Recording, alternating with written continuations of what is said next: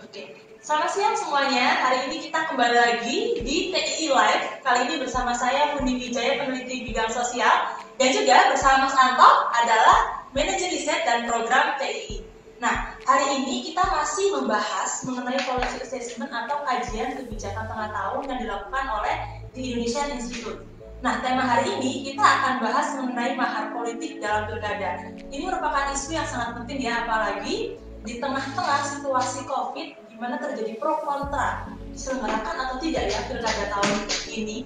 Nah, sebelum kita membahas lebih jauh dan berbincang dengan Mas Anto, untuk teman-teman yang ingin mengupload secara full laporan yang akan disampaikan oleh Mas Anto nanti, bisa langsung berkunjung di website kami, yaitu di indonesianinstitute.com. Dan juga untuk laporan-laporan hasil lainnya, jika teman-teman tertarik bisa juga di-download melalui website kami dan semuanya. Iya, hari ini kita sudah bersama Mas Anto. Apa kabar Mas Anto? Oke, baik ini. Ya, nah ini temanya sangat menarik ya Mas ya, terkait mahar politik. Tapi sebelum kita bicara lebih jauh, Mas Anto, kenapa sih Mas Anto mengambil tema ini? Padahal banyak nih kalau kita lihat isu-isu terkait pilkada, apalagi di tengah-tengah COVID-19. Silakan Mas Anto.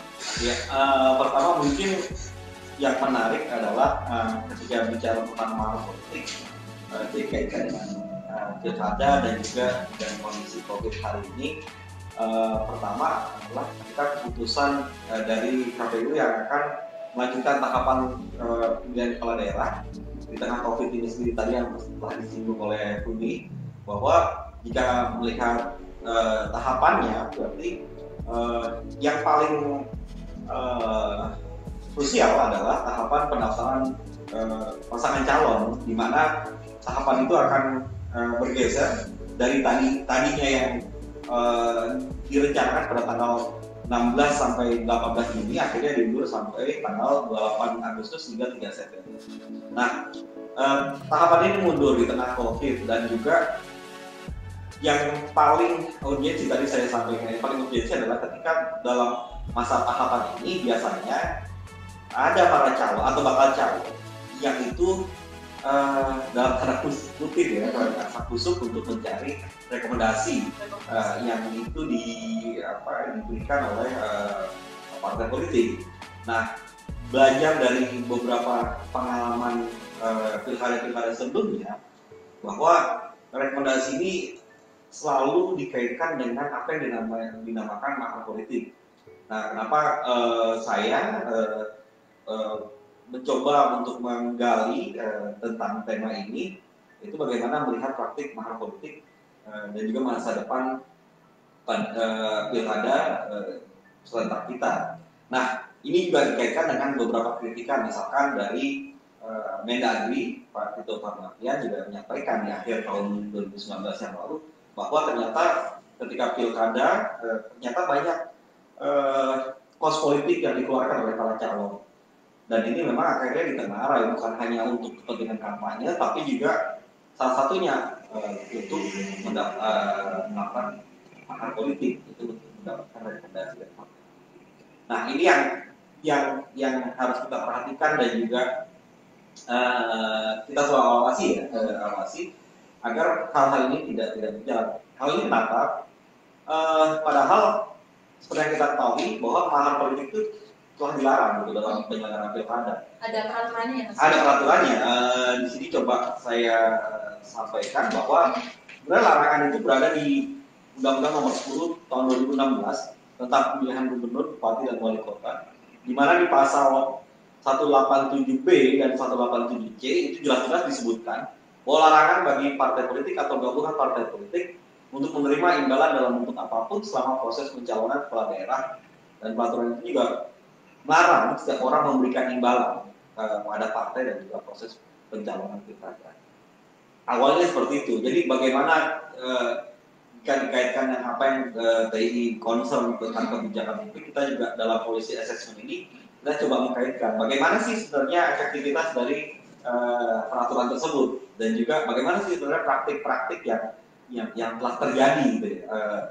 Memang dalam tulisan ini saya mencantumkan berdasarkan referensi dari sumber-sumber penelitian yang telah ada gitu ya. Tapi juga saya juga telah mewawancarai beberapa orang yang akan memberikan gambaran setidaknya praktik mahar politik yang akan terjadi di tengah COVID-19. Oke, sebelum kita lanjut nih Mas, mungkin nanti ada teman-teman yang ingin bertanya, silakan untuk mengetik di kolom chat Facebook, dan juga untuk misalnya ada pertanyaan-pertanyaan yang ataupun pertanyaan yang mungkin nantinya usai diskusi ini dilontarkan, bisa juga untuk langsung atau DM ataupun di kolom chat kami, dan kalau bisa singkat dan sejelas mungkin karena waktu kita di sini tidak begitu banyak ya. Dan iya Mas Santo, kita mau lanjut lagi nih. Yeah. Kalau tadi kan jadi ternyata memang penting sekali ya terkait mahar ini ya. Apalagi tadi Mas Santo sudah menyinggung tentang praktik-praktik maharnya nih. Nah, sekarang coba mungkin bisa dijelaskan lebih detail Mas. Selain tadi tuh latar belakangnya Mas Santo, apa aja sih bentuk-bentuk mahar politik itu sendiri? Iya. Dari studi-studi yang telah ada yang saya masukkan dalam tulisan ini, sebenarnya ini juga terjadi di beberapa pilkada serentak sebelumnya. Misalkan saya mengambil dari laporan penelitian dari Universitas Sumatera Utara dan juga KPU. Ketika itu mereka melakukan penelitian studi tentang mahar politik di Sumatera Utara tahun 2018, di mana di sana disampaikan bahwa terjadi sangat kuat di sana pemberian mahar politik, bahkan dari 2015, 2016 dan juga 2018 di Sumatera Utara, dari laporan studi USU dan juga KPU. Terus kemudian kita juga bisa melihat beberapa studi juga, misalkan di sini saya juga mengutip bahwa bahkan KPK, Komisi Pemberantasan Korupsi, juga telah mengeluarkan studinya bahkan di tahun sebelumnya, tahun 2016, itu menyampaikan bahwa berdasarkan kajian KPK itu banyak dari 286 peserta pilkada di 259 tempat, KPK menyebutkan pengeluaran antara lain terdiri dari honor sakti, pemungutan suara, untuk logistik, namun juga terdapat pengeluaran besar yang tidak dilaporkan peserta pilkada terhadap KPU. Dan hal ini ditengarai adalah mahar politik, yang itu yang disebutkan dari studi KPK. Dan bahkan kalau juga dari data Kemendagri di tahun 2016, ongkos politik dari calon kepala daerah rata-rata untuk kabupaten itu bisa sampai 20-30 miliar, dan itu sangat besar sekali. Bahkan kalau sampai gubernur, untuk di tingkat gubernur sampai 100 miliar, itu dari studinya Kemendagri. Ya, hal ini kan sebenarnya membuktikan bahwa pertama penyelenggaraan kontestasi politik kita itu sangat dipengaruhi oleh uang pertama. Nah, uang itu memang penting dalam penyelenggaraan. Oke, buktinya di mana? Tadi disebutkan ada kampanye, ada untuk biaya kampanye, biaya logistik yang lainnya, gitu. Dan juga, tapi yang paling juga besar juga adalah mahar politik, dan ini yang menjadi persoalan bagi kita. Nah, yang dimana sebenarnya harusnya ini tidak terjadi, karena tadi jika dikaitkan dengan aturannya dari Undang-Undang Nomor 10 tadi, itu seharusnya tidak bisa dilakukan seperti itu. Iya Mas, jadi kalau tadi kan terkait bentuk-bentuknya, nah, sebenarnya lebih mungkin di dalam penelitian Mas Anto, apa sih sebenarnya faktor-faktornya yang mempengaruhi praktek-praktek mahar politik ini? Misalnya ada institusionalisasi partai politik, apakah ini juga menjadi sebuah faktor? Atau mungkin Mas menemukan yang lain, faktor-faktor yang lain?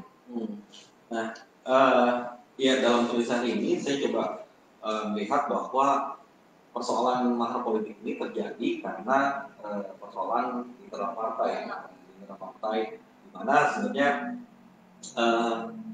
karena pertama masih kuatnya pengaruh figur, artinya partai politik terlalu didominasi oleh figur-figur atau elit-elit atau sekumpulan elit, yang itu juga mempengaruhi akhirnya dari sisi rekrutmen politik dari partai politik. Padahal seharusnya kan salah satu fungsi dari partai politik adalah melakukan rekrutmen politik, dan itu seharusnya terbuka seperti itu ya. Tapi ternyata rekrutmen politik yang dilakukan oleh partai itu dipengaruhi oleh figur ataupun sekelompok elit yang itu akhirnya mempengaruhi dari rekrutmen politik. Nah, di sisi lain, ini jika dikaitkan dengan tadi uang di pertama dikatakan ada gap antara partai politik dengan juga pemilihnya. Kita selalu membayangkan bahwa partai politik memiliki keuangan yang sangat baik gitu ya, dan itu dibiayai oleh anggota-anggotanya, idealnya seperti itu, atau bahkan oleh para pemilihnya gitu ya. Anggota memberikan iuran untuk keuangan partai politik, tapi kan ternyata tidak. Selama ini partai politik lebih banyak dipengaruhi oleh orang per orang gitu kan, untuk menjalankan organisasi partainya, dan hal ini akhirnya berpengaruh gap atau ada kesenjangan antara pemilih dan juga partai politik ini akhirnya menyebabkan tidak mungkin bahasanya tidak adanya ikatan antara pemilih dan partai politik, dan ini akhirnya atau anggota ya, kalau lebih tepatnya anggota. Jadi misalkan bisa jadi anggota harusnya memberikan iuran berapa, tapi karena tidak adanya ikatan seperti itu, akhirnya keuangan partai jadi masalah. Keuangan partai harus akhirnya lalu dipengaruhi oleh orang per orang tadi. Nah, itu yang kedua. Nah, ini juga menjadi problem juga yang saya soroti dalam tulisan ini. Dan mungkin itu ya yang terjadi. Nah, ini Mas Anto, tadi kan berarti terkait dengan rekrutmen partai politiknya ya. Nah, sebelum kita membahas lebih jauh, jadi kalau rekrutmen itu salah satu upayanya. Nah, sebenarnya kalau Mas Anto amati, sejauh ini kita sudah ada begitu banyak partai hingga tahun ini ya.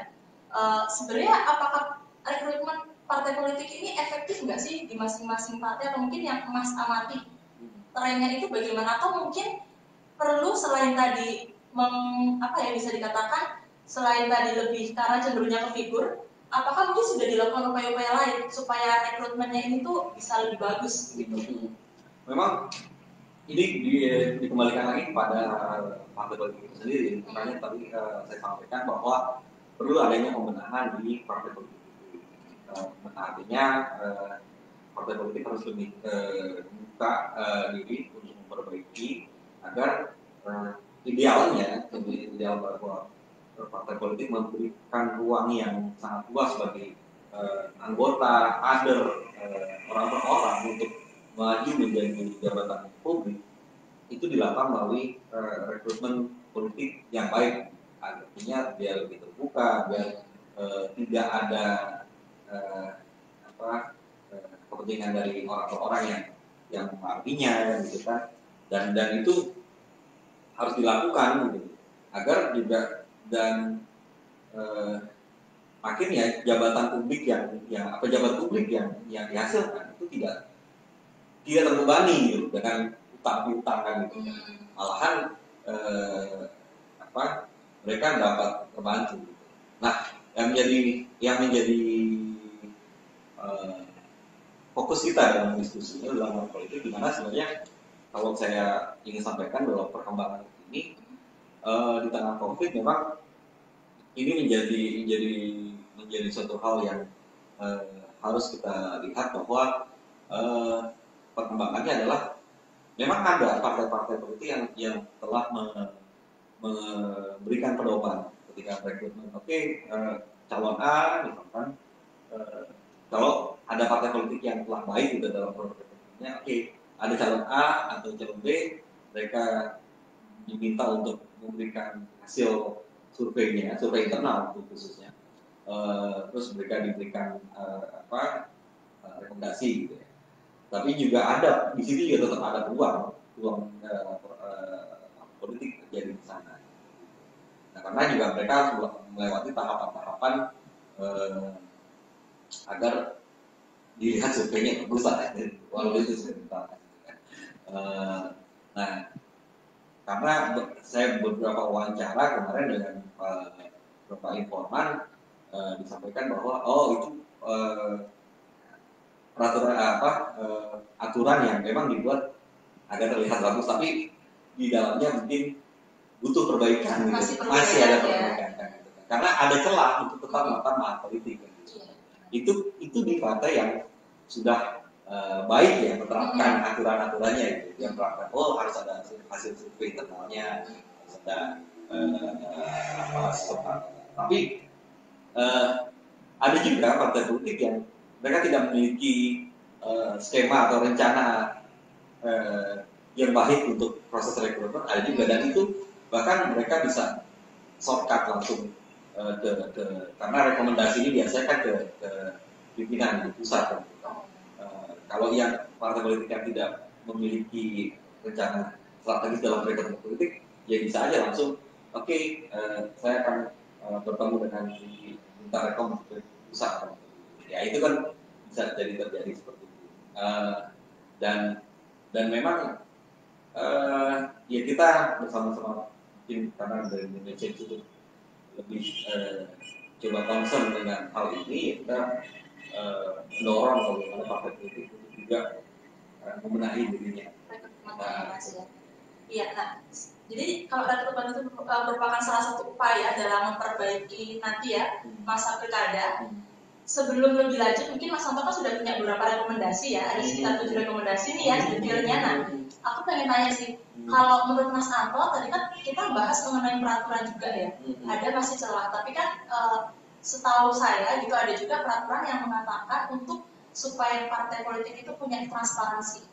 Dalam arti di sini menyampaikan kepada publik, mungkin juga ada sejumlah partai yang sudah mengupload gitu ya laporannya, walaupun mungkin itu hanya semacam laporan bukti kalau mereka mendapat dana dari orang-orang tertentu. Nah, kalau menurut Mas Anto, apakah akuntabilitas ini penting untuk akhirnya menjadi sebuah landasan memperbaiki gitu ya masa depan pilkada? Apalagi mengingat saat ini kan banyak seperti tadi kan mahar politik, praktik-praktik yang mungkin masih jauh dari apa yang idealnya partai politik lakukan. Menurut Mas Anto?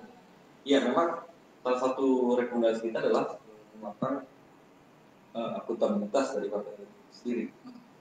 Nah, tapi memang sebelumnya yang paling penting adalah tadi yang saya sampaikan, menyambung tadi yang saya sampaikan bahwa sebenarnya rekrutmen politik itu harus dibenahi kan, dengan penguatan kelembagaan dari institusi partai politik.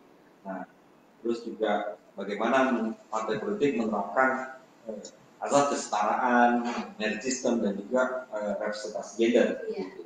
Terus yang ketiga adalah mendorong penyelenggara pemilu baik itu KPU dan juga Bawaslu, mendorong agar dalam setiap penyelenggaraan kontestasi politik baik itu di pilkada, serentak maupun pemilu legislatif maupun legislatif nasional, itu juga mendorong bagaimana partai-partai politik dan juga para calon untuk melakukan menjalankan akuntabilitas dan juga transparansi yang lebih baik lagi gitu ke depan. Dan memang aturan-aturan itu juga harus ini aturan ada, tapi juga harus dilakukan pola-pola penegakan hukum yang proporsional juga. Artinya jika memang terbukti ya harus diberikan sanksi. Gitu. Jadi kalau menerapkan sanksi ini yang paling menjadi persoalan kan. Aturan sudah ada, tapi menjadi persoalan adalah apakah sanksi itu dijalankan atau aturan dijalankan dan diberikan sanksi, itu menjadi persoalan kan. Nah itu yang kita tetap dorong penyelenggara pemilu khususnya dalam aturan seperti itu. Kemudian selanjutnya tadi ada beberapa yang sudah dimaksudkan ya, ada Bawaslu di sini untuk menjalankan sanksinya atau hak politik. Kemudian juga Mas menunjukkan terkait sinerginya Bawaslu dengan aparat penegak hukum. Iya.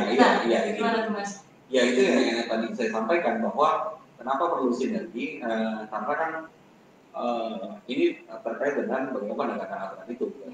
Jadi ada laporan dari masyarakat mungkin juga itu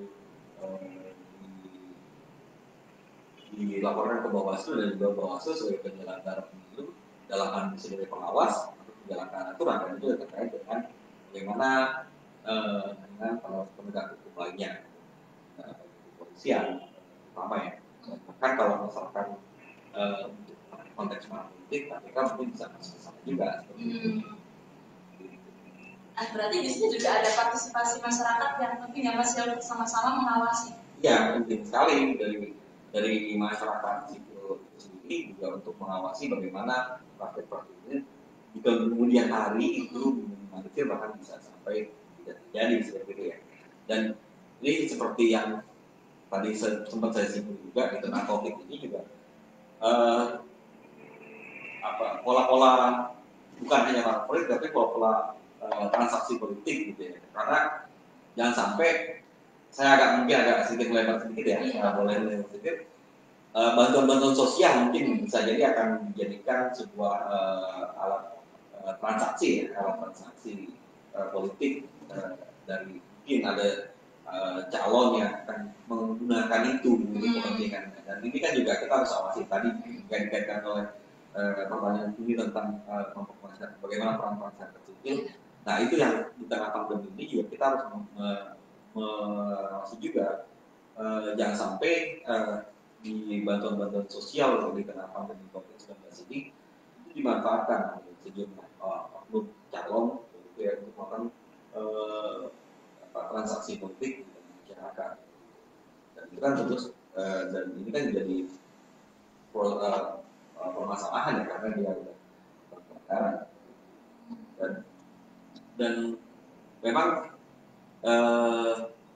sangat penting sekali tema ini menjadi sebuah mengingat di tengah pandemi dan juga bagaimana proyeksi masa depan pilkada serentak kita ya.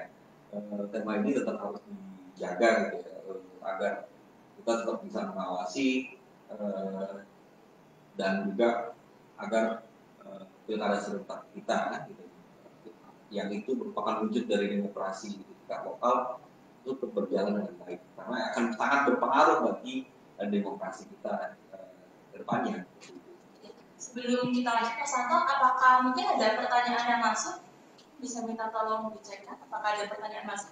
Oh, belum ada ya? Oke. Nah Mas Santo, tadi saya cukup tertarik nih dengan aktivitas partai politik di tengah pandemi COVID ya. Memang sejumlah partai kalau kita lihat mereka cukup aktif dalam memberikan bantuan sosial dan menurut saya pun ini juga patut diapresiasi walaupun mungkin baru kalau saya pribadi mengamati gitu ya baru sejumlah partai. Nah menurut Mas Anto sendiri, apakah hal ini tidak masalah begitu ya? Paling kan kalau menuju pilkada memang seperti tadi Mas Anto bilang, mungkin sudah ada 1-2 orang yang memanfaatkan kondisi demikian. Nah untuk mencegahnya dan supaya partai politik ini juga bisa aktif gitu di tengah COVID, apa kira-kira Mas Anto yang bisa dilakukan? Iya, memang partai politik tidak dilarang ya untuk memberikan bantuan sosial, tapi memang kan yang harus kita lihat adalah apakah ada kepentingan di balik itu kan. Jadi jangan sampai ketika bantuan sosial yang harusnya diberikan ke masyarakat ada bukan gali batu misalnya gitu ya. Ada gali batu. Oh ini calon A calon tertentu untuk ini memberikan bantuan tapi dengan dalih wah tolong pilih saya, itu yang menjadi problem kan. Dan yang kita lihat kan yang diawasi adalah di mana tempat-tempat yang akan melakukan penyelenggaraan pilkada ini. Tapi kalau di daerah-daerah lain oke lah kan gitu kan. Memang itu adalah wujud gotong royong dari partai sendiri untuk membantu masyarakat gitu di tengah pandemi COVID-19 ini, itu tidak masalah. Tapi kalau ada di daerah-daerah yang akan menyelenggarkan pilkada 2020 itu pasti ditengarai dan kita harus diawasi. Artinya memang kita tidak bisa melarang orang memberikan bantuan, tapi kita harus mengawasi bahwa ini nyata. Ya benar sekali Mas Santo ya. Nah, tadi sudah banyak nih yang kita bahas ya terkait dengan mahar politik dan juga langkah-langkah pencegahannya, di mana juga selain masyarakat, KPU, Bawaslu semuanya berkolaborasi ya Mas Santo ya. Nah, sebelum mungkin kita mengakhiri sesi TII Live hari ini, jadi mungkin Mas Anto ada beberapa poin lagi yang ingin ditekankan terkait dengan mahar politik. Iya, mahar politik ini. Apalagi di tengah pandemi ya Mas Anto. Iya, ini yang menjadi masalah yang terjadi masalah kita hari ini. Ketika eh, yang ditakutkan adalah orang itu di kejadian pandemi kita tidak mengawasi gitu, seakan tenggelam. Padahal kita tetap harus mengawasi.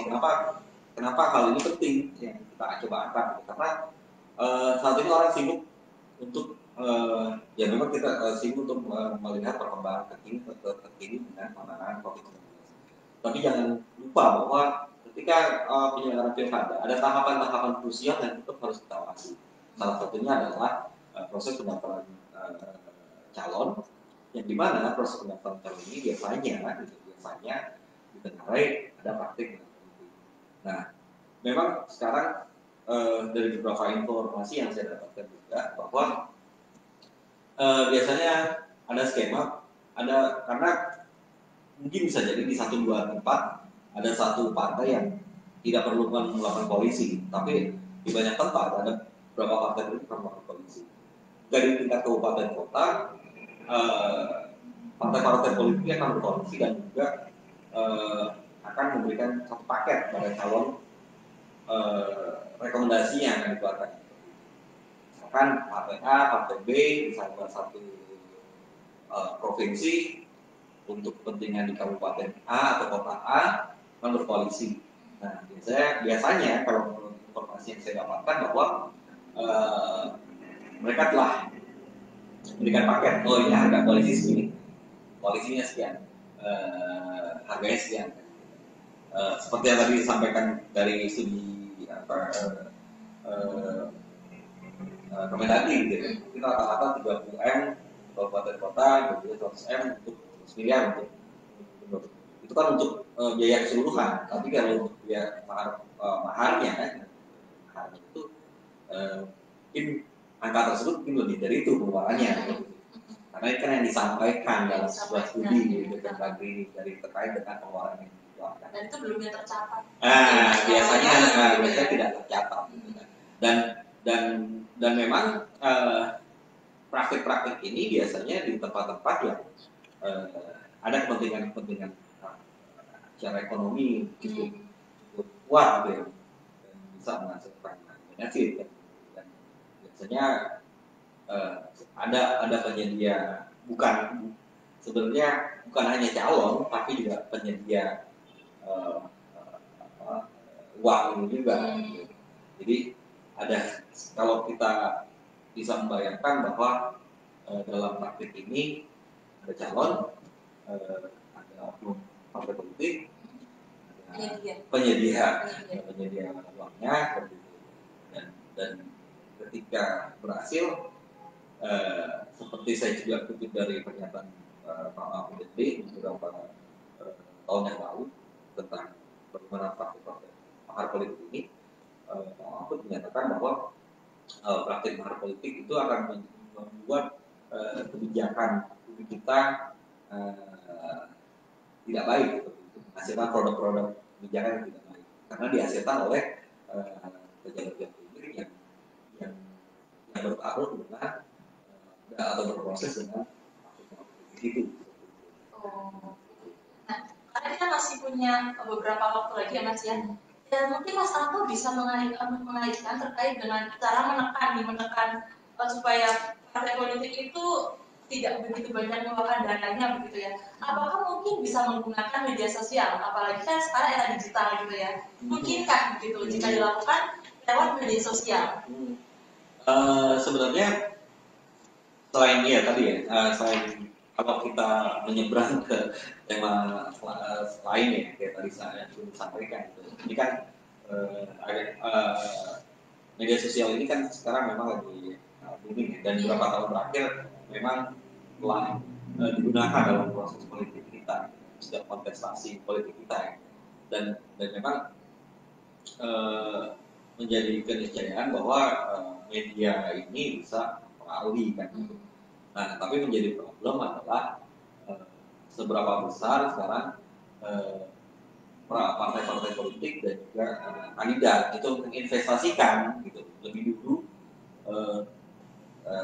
penggunaan sosial media. Artinya gini, investasi itu adalah bukan dalam uang ya, tapi investasi yang saya maksud di sini adalah seberapa sering, seberapa membuka dirinya partai politik maupun kandidat atau tokoh untuk memanfaatkan media sosial untuk saling berinteraksi. Idealnya media sosial itu kan seharusnya tempat di mana antara orang per orang itu melakukan interaksi. Atau bahasa dalam kontestasi itu mungkin kontestasi politik adalah antara partai dan juga pemilihnya itu untuk saling berinteraksi. Nah, atau tokoh dengan para pemilih atau kandidat dengan pemilihnya itu saling berinteraksi. Nah, ketika ada partai politik misalkan yang akan bertarung di kontestasi pemilu 2024 misalkan, itu juga harusnya kan berinvestasi dari saat ini untuk melakukan atau memanfaatkan media sosial dengan baik gitu, dengan cara membuka dirinya saling berinteraksi, memanfaatkan media sosial itu sehingga ketika nanti pemilu itu yang mereka akan mendapatkan benefitnya, orang akan melihat bahwa oh ini interaktif gitu.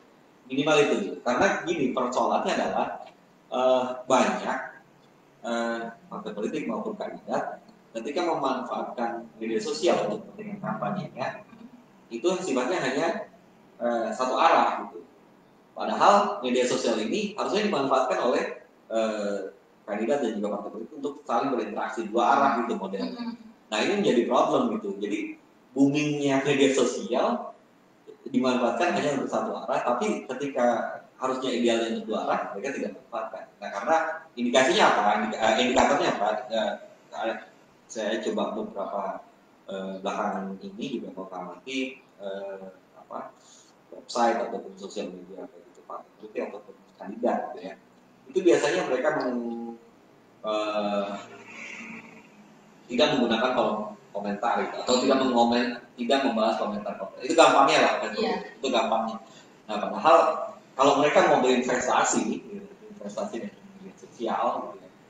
Kalau tadi saya sini menyebutkan bagaimana menekan budget gitu ya, mungkin bisa jadi itu menjadi alternatif. Salah satu alat komunikasi alternatif mungkin di tengah pandemi. Ya, nah karena waktu kita sudah habis Mas Anto, jadi terima kasih banyak untuk waktunya. Ini diskusi yang sangat menarik, apalagi di tengah COVID begitu ya, pro kontra pilkada ini masih terus berlangsung. Mudah-mudahan lewat diskusi hari ini kita juga bisa mendapat banyak masukan, dan khususnya untuk KPK, Bawaslu, dan setiap lembaga bisa berkolaborasi lebih lagi untuk menciptakan peraturan yang lebih baik, dan juga masyarakat bisa ikut serta Mas Anto ya, untuk bisa membangun situasi yang lebih bagus gitu ya. Ya, terima kasih banyak Mas Anto dan juga untuk teman-teman yang sudah hadir dalam TII Live kali ini. Sekali lagi, jika teman-teman ingin lebih lanjut membaca laporan Mas Anto, boleh langsung ke website kami. Dan sekian, saya Funi Wijaya, peneliti bidang sosial TII, dan juga Mas Anto. Kami undur diri, sampai jumpa di TII Live selanjutnya. Terima kasih.